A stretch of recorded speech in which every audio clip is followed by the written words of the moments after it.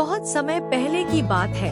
एक दूरदराज के राज्य में एक नन्ही सी बच्ची का जन्म हुआ, जिसके बाल सूरज की रोशनी जैसे सुनहरे थे और उन बालों में छुपा था जादू।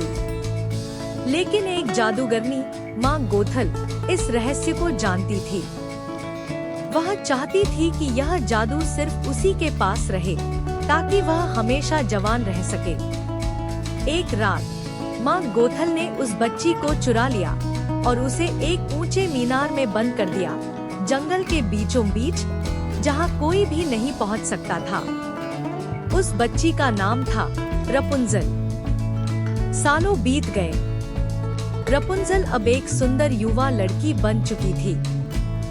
उसके बाल अब भी लंबे और चमकदार थे, और जब वह गाती थी तो उन बालों से सुनहरी रोशनी निकलती थी, जो घावों को भर देती थी और बुढ़ापे को दूर कर देती थी। लेकिन रपुंजल को यह सब नहीं पता था।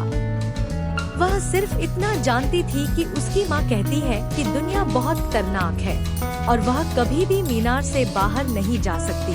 हर साल रपुंजल के जन्मदिन पर आसमान में हजारों रोशनियाँ उड़ती थी।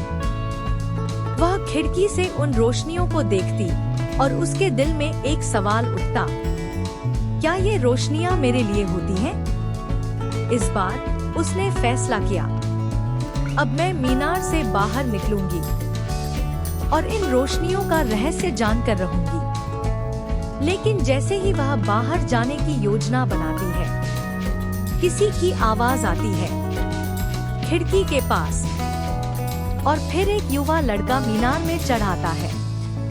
रपुंजल की आंखें चौड़ी हो जाती हैं। ये कौन है और ये यहाँ कैसे आया? एपिसोड समाप्त। अगले एपिसोड में जानिए, क्या रपुंजल इस अजनबी पर भरोसा करेगी और क्या वह उसे मीनार से बाहर ले जाएगा?